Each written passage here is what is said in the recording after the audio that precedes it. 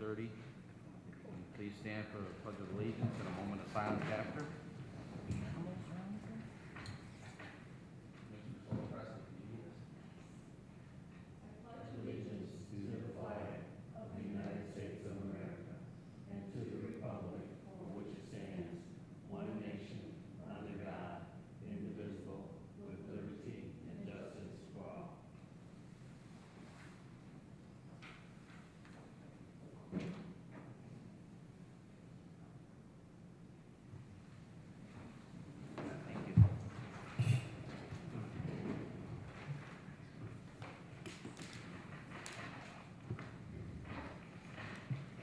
We have a roll call on the commissioners. Soto Presley. Here. Casperky. Here. Navejas. Myricks. Here. Hopperidge. Here, for the record, we have 4 present, 1 absent. Number 3, declaration of conflict of interest. Number 4, communications. None were received. Number 5, minutes from December 1st, 2015. Mr. President, I would like to make a motion to accept the minutes of December 1st, 2015 for the Redevelopment Commission. Second. Okay, we have a motion and a second. December 15th, 2015 minutes. Are there any additions or corrections to the minutes? December 1st. You said 2015. December 15th is Yeah, 2001st. December 1st, 2015 minutes.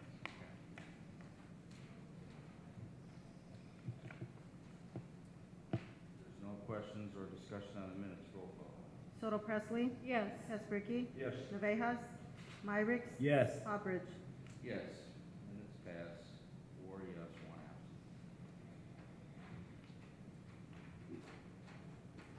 Okay, number 6, homebound conditional forgivable loan approval. We have 2 applicants.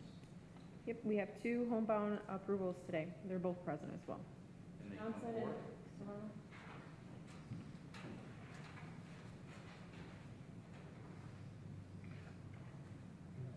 We have a Jose and Carmen Serrano and Aganon Johnson. Welcome. Those questions is for the other one. Can you just tell us a little bit how you heard about the program? It's just off the top of my head. I heard about the program through my work, which is Lorraine Limits. She told me about it in the loan officer, which is Anchorage. I'm sorry, I didn't hear who the realtor is. Lorraine Leminski, With what company? realtor, I'm not sure. I just found her name on the bulletin board. She said it right, okay. Call the number. Yeah. And then Patty Perez, the loan officer. And who's the lender? She's from Success Mortgage. Okay. And, Mr. and Mrs. Serrano, how'd you hear about us? Señor y señora Serrano, ¿cómo ustedes oyeron del programa de nosotros? Hola. ¿Usted se recuerda del nombre de la persona? Stella Lopez. okay. La señora López. Ok, muy bien. Yeah, I know her. Okay. I don't have any questions for the applicant. So with that, Mr. President, I make a motion to approve the homebound conditional forgivable loan approval for the 2 applicants. I second that. Okay, we have a motion and a second for the homebound municipal forgivable loan approval for the 2 applicants that are here present tonight. There's no more discussion, roll call. Soto Presley. Yes. Casperky. Yes. Navejas. Myricks. Yes. Hopperidge. Yes, motion passes. 4 yes, 1 absent. Thank you. Thank you. Thanks for coming. Welcome to Hammond. Felicidades.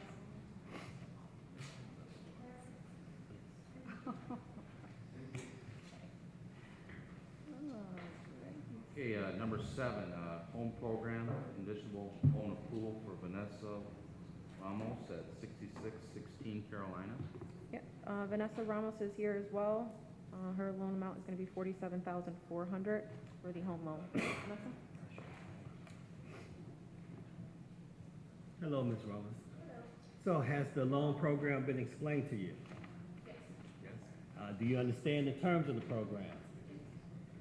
Do you understand that the Hammond Redevelopment Commission only provides the funding, and we do not warranty or guarantee the contractor or the contractor's work? Yes.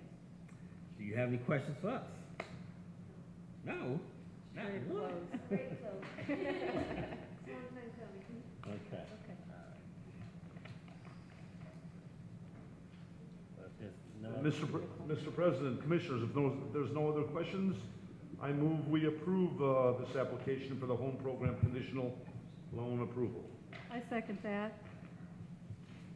Okay, we have a motion and a second for the home program conditional loan approval for Vanessa Ramos at 6616 Caroline.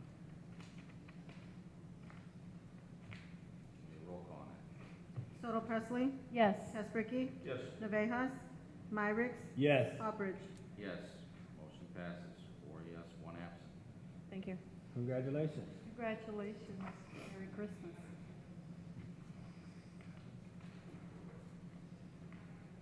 Okay, we have number 8, acceptance of request for proposals for the sale of 2500 New York Avenue. You want me to do this? Yeah. Okay. Commissioners, in your packet, there is the request for proposals that was actually published November 2nd, prior to tonight's meeting, obviously, just for the sale of and development of approximately 5.61 acres. If you look at the last page on the RFP, it sort of gives you Exhibit A, it gives you the sort of where it's located at. We had a mandatory pre-bid meeting on December the 8th, 1 week ago, and that was part of the RFP process because we wanted to sort of take a look at potential developments that would go in there. At the mandatory pre-bid meeting, there was only one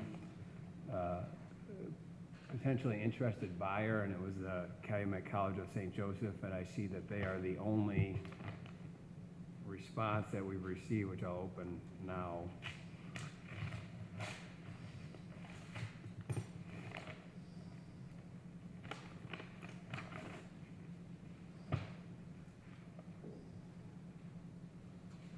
They've deposited an earnest money check, and their bid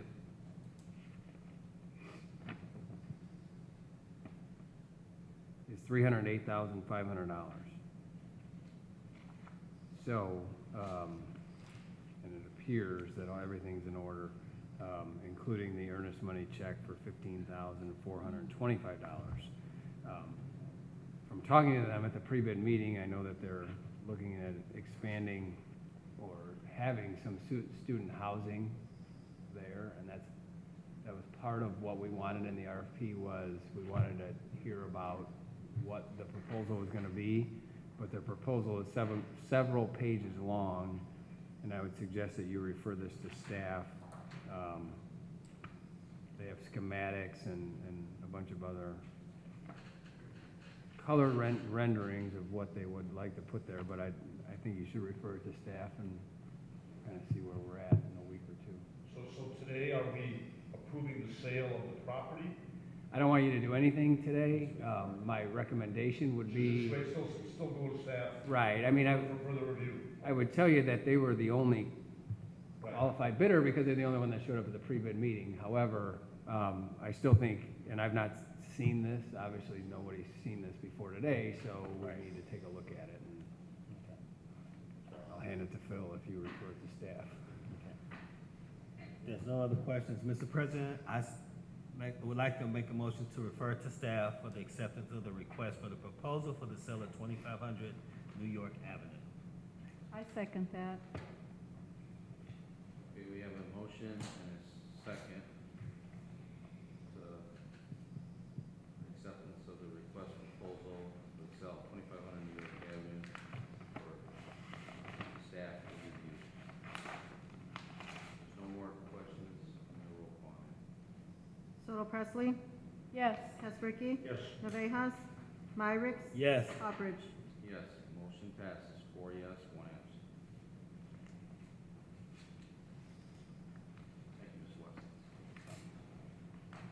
number 9, offer to donate property 4938 Hickory.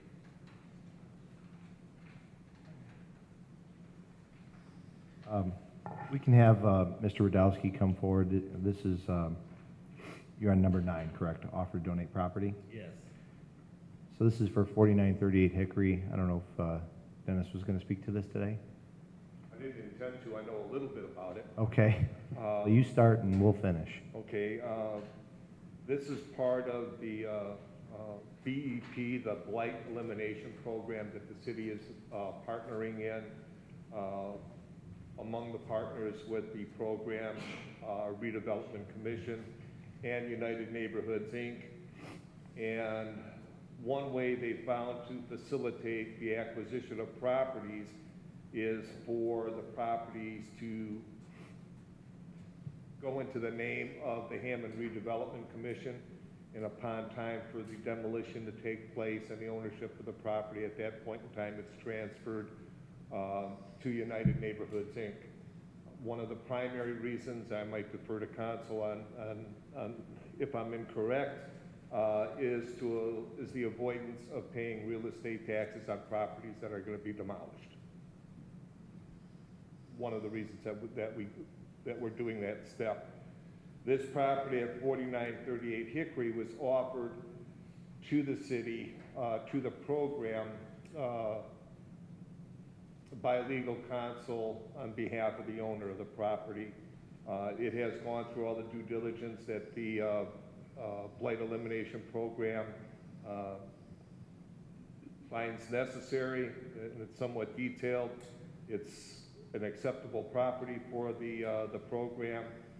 So the recommendation, I think this is on behalf of the participants in BEP, was to have a recommendation to have the Hammond Redevelopment Commission accept the property to be transferred to United Neighborhoods, Inc. At a later date. I think that's pretty well sums it up. I mean, the Blight Elimination Program is a federal or is it state? Is it state? Good state. State program that allows for program participants to eradicate blighted properties. And you have to be a program participant, and the program participants are the Redevelopment Commission because of our mission, and then you partner with other program participants. Our program participant partner, and that's not the legal term partner, but also participating with us is United Neighborhoods, Inc. My understanding from talking to the city attorney is that this particular property was, when it has gone through the tax sale, there's some taxes owed or to be owed on the property. If we would just get transferred straight to United Neighborhoods, Inc., they would then have to pick up and pay for those taxes, which would sort of throw the program and the dollars and the economics of the program out of whack.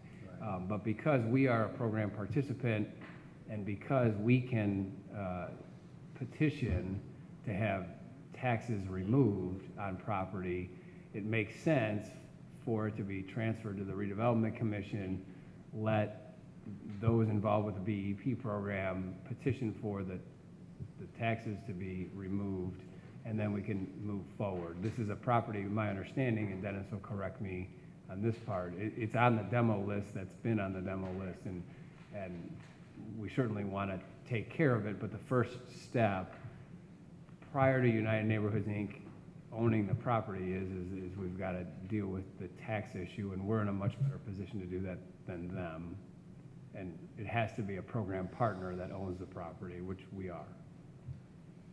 If I may add, Counselor, the primary reason for us to try to get a property like, or acquire a property like 4938 Hickory is to save the city the expense of the demolition. In this case, United Neighborhoods, Inc. would advance the funds for the demolition and then be reimbursed at some later date by the state of Indiana through ICTA. I'm sorry, through who? ICTA, HICCA. yeah, the Indiana Community Housing Development Authority, I think. Oh.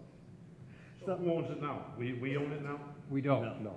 you're voting on accepting ownership of it. So, So who's donating? The owner's donating it to us? Correct.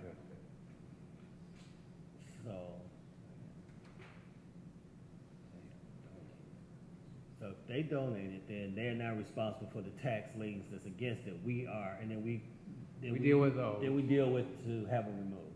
Yeah, we deal with those, goes on the demo process, and at some point, after the taxes are dealt with, United Neighborhoods Inc. comes out the other side, theoretically, as the owner without having to deal with the back tax.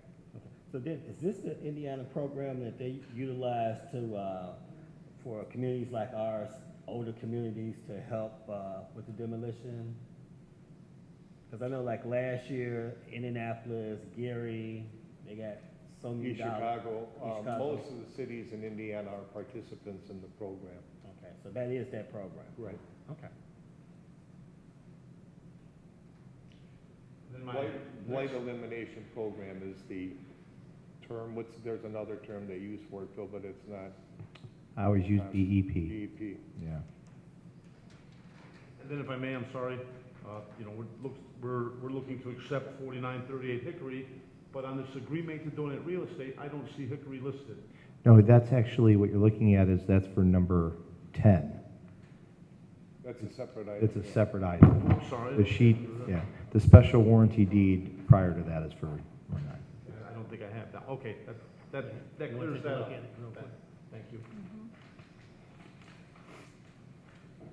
That makes that a whole lot simpler.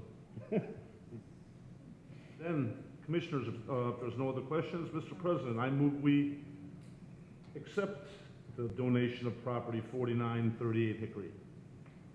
Second. Okay, we have a motion and a second for the acceptance of property of, to be donated, 4938 Hickory. There's no further discussion or questions. Roll call, please. Soto Presley?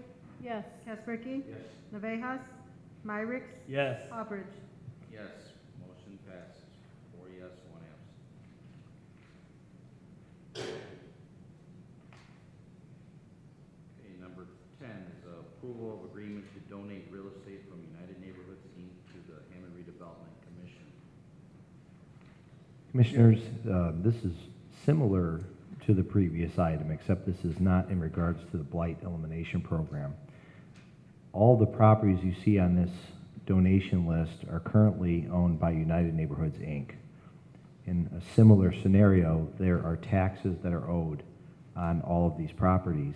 United Neighborhoods, Inc., as you know, is a community housing development organization, also not-for-profit, and unfortunately, they don't have the funding to pay off all the taxes that are owed on all these properties. So, in a similar fashion, what we're looking for today is a motion to agree to accept these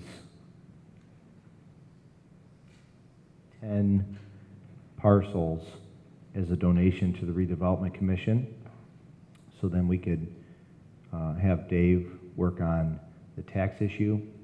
And then at the same time, as you know, we have a great relationship with United Neighborhoods, Inc., where if we decide we want to still build on one of these parcels, or if we want to potentially sell one of them to an adjacent property owner, we can still move forward with that process.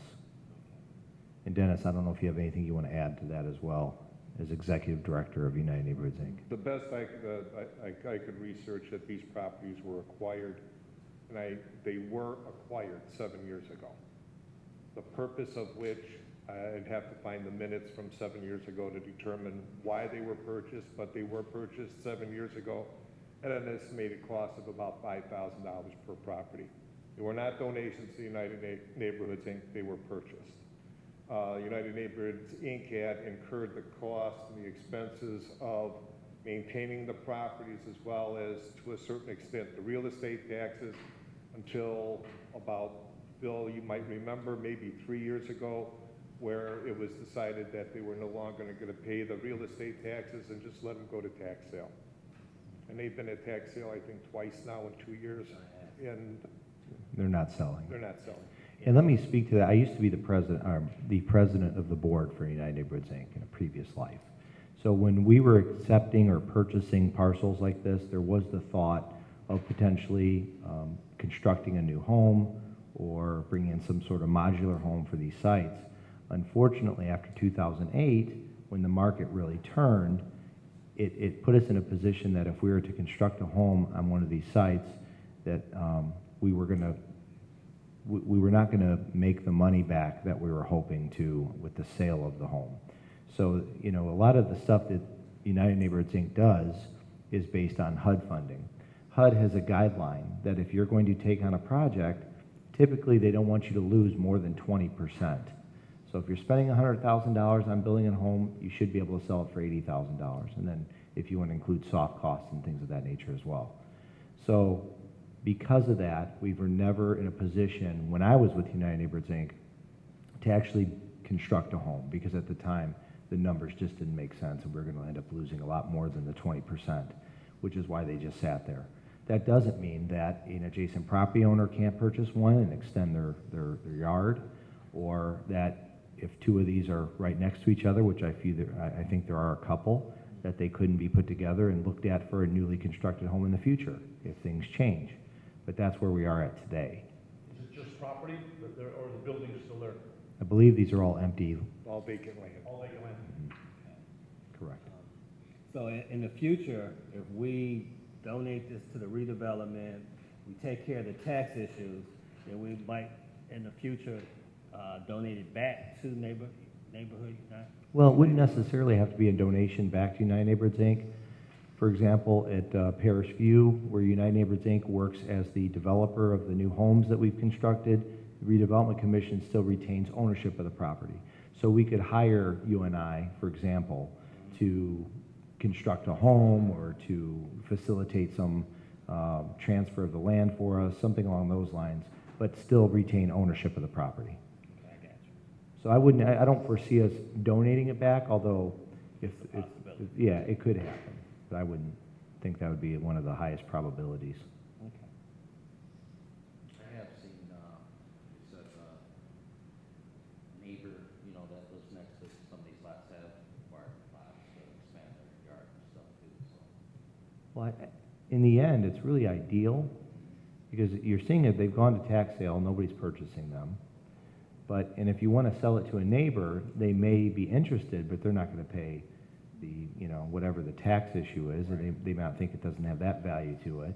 But if the taxes were resolved, potentially you could sell a piece of the property to a neighbor, an adjacent property owner. So I agree with you.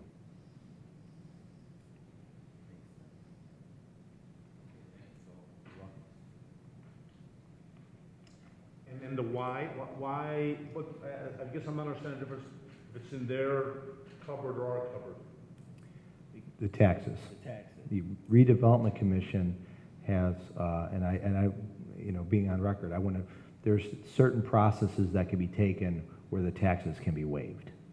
That the redevelopment commission can do, but United Neighborhood cannot do. Correct. Yeah, what's clear is that going from the date we acquire going forward, there are no taxes due. Whereas with them, when it's with them, taxes are due the whole. Meters running, okay. Right, but there's also a process that we can petition for the prior taxes, which they can't do, for sure as well. So they're stuck with not only the back taxes, but all future taxes. We know we don't have future taxes, and we have a process where we can get petition to have the back taxes Eliminated. expunged as well. Which of course would be make an easier sale and for the betterment of Hammond, okay. You got it. I got it. That being said, Mr. President, I move we approve the approval of agreement to donate real estate from United Neighborhoods, Inc. to the Hammond Redevelopment Commission. I second that. We have a motion and a second for the acceptance, approval of agreement to donate real estate from United Neighborhoods, Inc. to the Hammond Redevelopment Commission. No more questions or discussion, can we have a roll call, please? Soto Presley? Yes. Casperky? Yes. Navejas? Myrick? Yes. Poppers? Yes. Means more than five. Passes, 4 yes, 1 absent. Thank you very much. Thank Merry Christmas and Happy New Year, if I may. Right, Merry Christmas. Shocked. And you said you didn't know, so you know every one, huh? Okay, number 11, is the approval of architectural engineering and design team for the sports complex. Commissioners, as you know, we've been talking about this project for a while. The city is looking at a potential sports complex in the city of Hammond. It's been mentioned probably by us here that the old vacant Walmart building is a potential site for the sports complex, although that has not been 100% determined yet. And there's a couple other sites that can be looked at as well. And last night at the council meeting, the council unanimously voted to approve the Section 108 loan application, which is the program that we use where HUD borrows money to us so that we can take on larger economic development projects now, and we can pay the loan back with our future allocation that we get, our CDBG allocation. So as part of this process, we needed to look at different groups that could help with the design for this potential complex. Keeping in mind that today we're not looking to approve a contract, we're not necessarily putting any numbers to anything. We just want to, there's so many steps through this process because it is a large economic development project that we want to keep things moving simultaneously, that as we're finding a location, for example, as we're negotiating for a location, as we're submitting our application to HUD for the actual loan itself. What we don't want to happen is HUD approves the loan, we get a location, HUD approves the loan, and now we try and solidify the location. Or we solidify the location, now we have to take the time to work on a design team. So we're doing all these things simultaneously to keep the project moving as quickly as possible. At the same time, the group that we're presenting to you today that I'm hoping that we approve as the design team also knows that if we don't get the Section 108 loan, there's no project. And if we don't find a location that works, there's no project. And also, we just hired a group, as you may recall, Johnson Consulting, to do the feasibility study. That feasibility study is also going to determine whether or not this project makes sense in the city of Hammond and to what degree does it make sense. So there's a lot of different factors out there. However, we did put out the RFQ, request for qualifications, to see what interest was out there from different groups that wanted to act as a design team. Through this RFQ process, we're really looking at 3 factors. One is the history of similar or like projects. Didn't necessarily have to be just a sports complex, but sports related, or a project that was large enough that it was on the same scale as this type of project. 2, we were looking for somebody maybe that had a local flavor to them, somebody that is from the Northwest Indiana, Chicagoland area. Not that we wouldn't have accepted a team that's a little further out, but I think it'd be a little bit more challenging to do that. But that was one of the factors our team was looking at to help determine. And 3, we were looking at presentation of what they submitted, and potentially, in this case, there's even a kind of a conceptual design that they submitted as part of the application. So with that, weighing all those different factors and looking at the numerous submissions that we received that were opened up at the last meeting, we're hoping that today we would like to have Madison Construction selected as the design team for the sports complex project. Saying that, Madison Construction is located in Orland Park. However, they have a subsidiary called Three Corners Development that is located in downtown Hammond, and they've been there for several years. They do other things other than engineering and acting as a general contractor. They also have other construction type activities such as coding and things of that nature that they work on. We've worked with Madison in the past. It was approximately probably 6 years ago now, where we chose them as the group that handled our energy efficiency grant. It was a $728,000 grant that we received from the Department of Energy, and through a similar process where we put out an RFQ, we selected them, and it was, not only was it a great program for the city of Hammond, not only did it help residents and commercial businesses, but we actually were highlighted by the Department of Energy several times as a community that used our money to the best efficient possible, most efficient way possible. And that was Madison Construction. So today, obviously we put in your packet the submission for Madison. I'm hoping that you had a chance to look it over. We would like to select them with your blessing, if you so choose, as the design team for the sports complex project. And Jerry Weber is here from Madison Construction. He can come forward now to the podium, and if you have some questions for him, I'm sure he'll be glad to answer. Good evening. Good evening.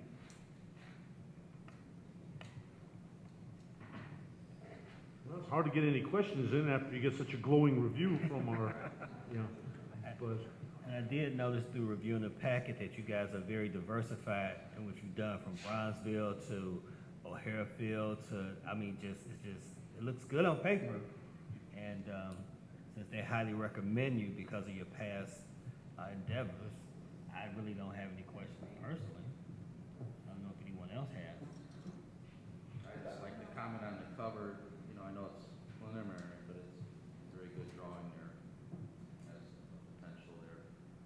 One of the things they did, commissioners, is opposed to some of the other groups, and there's no right way or wrong way for a submission like that. Really, when you're putting a submission in for this type of project, you're giving a resume of a lot of different projects. But one of the things they did is they took the old Walmart structure, and they based their design and thoughts on that building, which I thought was, even though we told them it could be considered, I guess, the primary location, it's still not.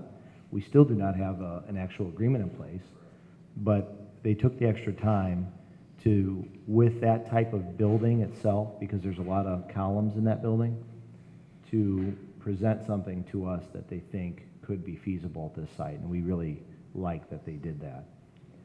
Other groups did some things similar, but not to this degree. Yeah, the due diligence, man, it just looks phenomenal to me. Well, I think it's a pretty exciting project for Hammond. I think apparently the city council approved the steps, so I think we should move on and get this going. Get all our ducks in a row.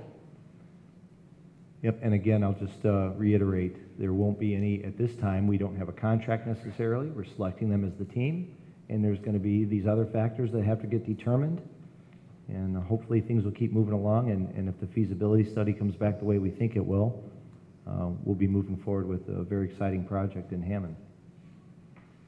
Well, what would be if we said go today, I know we don't even have a lot yet. What's the timeline on it? Is it a 6-month project, a year? Is it just for discussion's sake? Sure.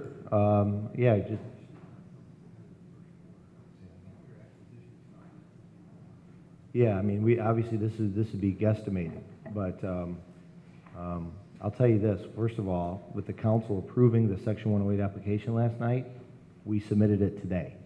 So we're not messing around. We're going to move this as fast as possible. Saying that, to try and acquire, say it turned out to be the vacant Walmart building, we wouldn't probably close on that property until the end of the first quarter, which is what Dave was just mentioning. So if you're asking me best case scenario and we keep pushing forward as fast as we are, construction could start in 2016. It probably, in my guessing, I don't think anything would probably be open maybe till early 2017. If it moves faster than that, fantastic. But I'm always trying to give the worst case scenario, because if you give best case scenario and you don't meet it, then people can sometimes get a little agitated. So I'd rather give what I think is a realistic view, and I would say that if we had a complex like this open in the beginning of 2017, I'd be very happy. That's just like I say, basic timeline. for me to get in shape, because Greg challenged me here, so it's gonna take me a while, so I need to know these things. So we need an approval Right, to accept their, yep, it would be a motion to accept Madison Construction as the architectural, engineering, and design team for the sports complex project, should it so move forward. I would so move. Second. Okay, we have a motion and a second for the approval of Madison for the architectural, engineering, and design team for the sports complex. We have a roll call, please. Soto Presley, Yes. Casperky, Yes. Navejas, Myrick, Yes. Poppers. Yes, motion passes, 4 yes, 1 absent. Thanks, Jerry. Thank you Jerry, very much. it was your speech, Jerry, that really just put it over the top. Waiting There's for no that doubt first about it. question to come up. Thanks. Okay, number 12 reports, Mr. Phil Kalon, you're up again. Because I haven't spoke very much today, so I was looking forward to this. Just a couple things. I think we discussed it briefly before the meeting, but the Indiana has changed the statute now, where in the past we had to meet the first day, business open day for the city. That no longer is the case. You now have 30 days after the new year, so we can, in the future, we can stick to our normal schedule, which is the first and third Tuesday of every month, which means we don't really have to do anything special. We can just have our normal January 5th, which is Tuesday, meeting as it really has been scheduled for a long time. With that, I really don't have a lot to report tonight, other than tomorrow, Wednesday at 2 o'clock, there is a ribbon cutting, and the address is 2345 Summer Street. It's a company called YRC Trucking, and they are a company that trains truck drivers.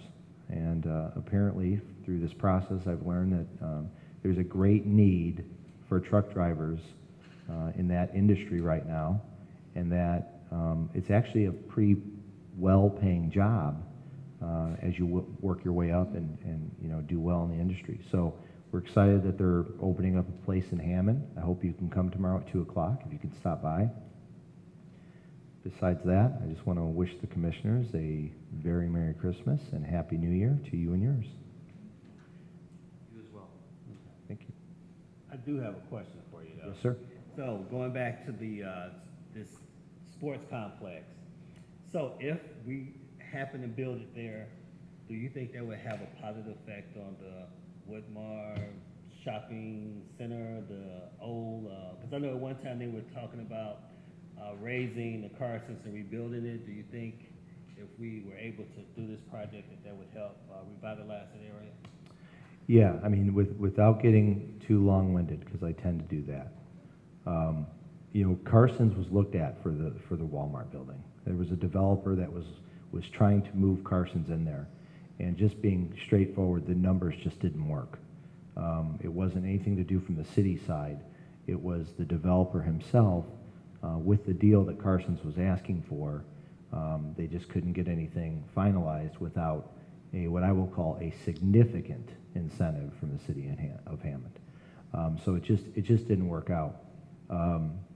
There was another developer that looked at the site. I believe Goodwill actually was a company that was looking at this building, and we're obviously we support Goodwill and their cause and their operations. However, the issue with having Goodwill at the site is the old Walmart was a huge traffic generator for what most of us consider the old Woodmar Mall area. If you grew up in Hammond, you spent a lot of time at Woodmar Mall, so everybody's familiar. Even if you didn't grow up in Hammond, you probably spent a lot of time there. So we were worried about if a business moved in there or an organization moved in there and they weren't able to generate the traffic that, say, a Walmart, or at least get close or somewhere in that vicinity, you might have some of the other ancillary businesses eventually shut down because their sales go down. This project, I believe, would be a huge traffic generator from the city of Hammond. And to answer your question specifically, I think it would have a huge economic impact on that area. Because what we're really talking about doing is hosting tournaments, weekend tournaments that draw, in some cases, over 100 teams into the city. And you could just multiply how many people are on each team, how many family members come with them, and then when you come into town, obviously, you're buying food, you're getting gas, you're maybe doing a little shopping. So I think it could be a huge economic impact for not only the Woodmar Mall area, but Indianapolis Boulevard corridor for sure, and possibly even Kennedy, Calumet, 165th. So yes, that's part of the reason that we're looking at this project. That, and also that HUD has been very encouraging about using the Section 108 loan. They've actually talked to us and sent us emails saying, hey, you're about to pay off your last loan, which I think we started, and it was prior to Mayor McDermott being here. It was probably 2002 or 2003, and they were encouraging us to borrow the funds again. So I think those factors really, it kind of aligned and put us in this position to move forward with this, what I think would be a great project for the city and for that area. Although I think it would be big for the entire city of Hammond, because the things we're talking about doing here, there's a lot of people that, I could speak with my own kids, that travel quite a bit with their kids for different sports, whether it be soccer or football, basketball, baseball, gymnastics, things of that nature. And I think by putting this here, we're really in a great position to meet the needs of a lot of families in this area, and not just Hammond, but a lot of the surrounding communities as well, so, and possibly even Illinois. Thank you. You're welcome.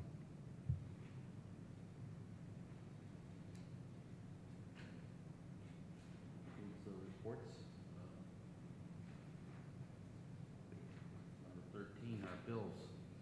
Mr. President, I'd like to make a motion to pay the register of claims for October 30th, 2015 through December 11th, 2015. Register of claims R52637 through R52773.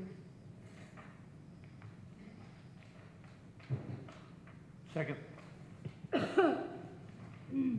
we have a motion and a second for the register of claims for October 30th, 2015 through December 11th, 2015 for claims R52637 through R52773.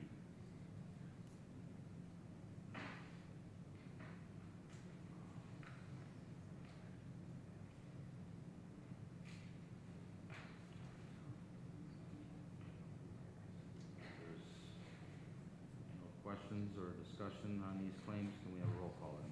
Soto Presley? Yes. Kasperky? Yes. Navejas? Myrick? Yes. Hopperidge? Yes, motion passes, 4 yes, 1 absent.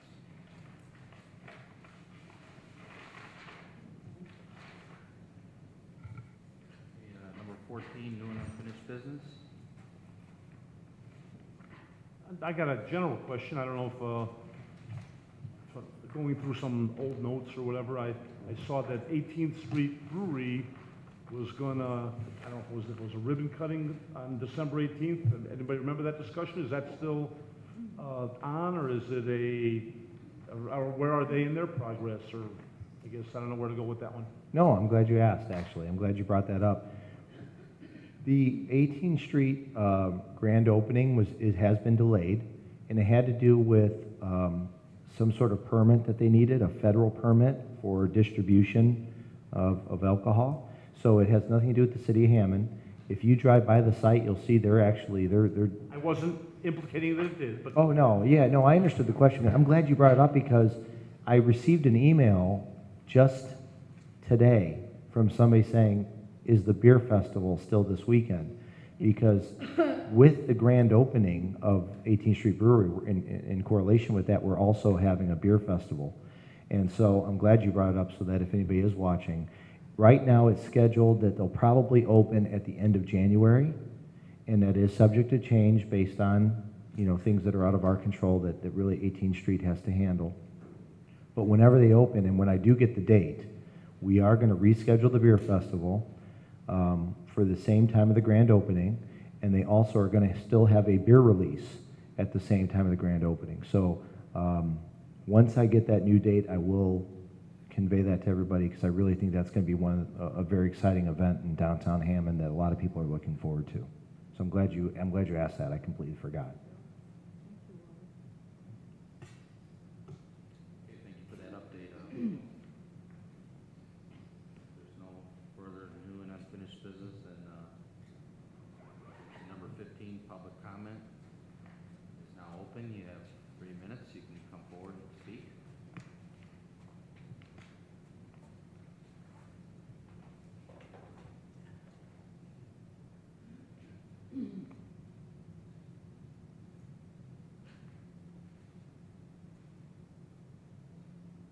Okay, public comment is closed. 16. Mr. President, I make a motion to adjourn. Second.